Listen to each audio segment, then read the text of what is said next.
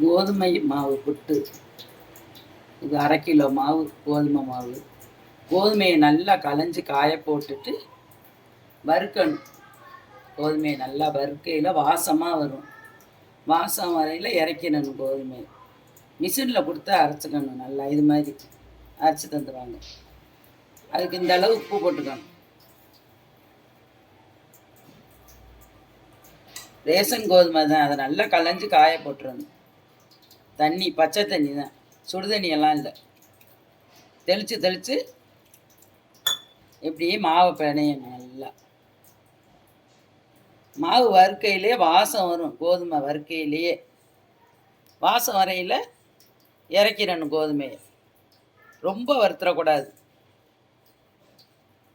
இப்படி தண்ணி தெளித்து தெளித்து பிணையணும். தண்ணி தெளித்து நல்லா அப்படி பொழு பொழுன்னு ஆக்கிக்கணும். கோதுமை மாவை வறுத்த கோதுமை, பச்சை கோதுமையில் வறுக்கணும். கோதுமையை இது மாதிரி இட்லி சட்டியில் வேக வைக்கணும். புட்டு வேக வைக்கிற குழா இருந்தால் கூட அதுலேயும் வேக வச்சுக்கலாம். இட்லி சட்டியில் வேக வைக்கணும். இது வெந்தவுடனே நான் காட்டுறேன். எடு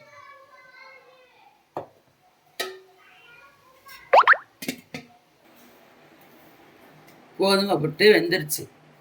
தொட்டு பார்க்கணும். தண்ணியில் கை நனைச்சிக்கிட்டு 10 நிமிஷம்தான் வேகும். ரொம்ப நேரத்துக்கு வேகாது.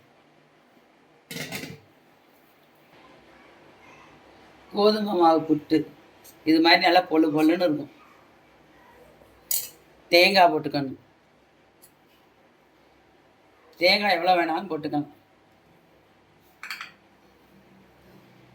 சர்க்கரை,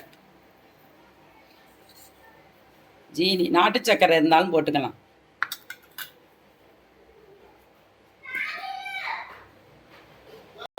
நெய் போட்டுக்கணும்.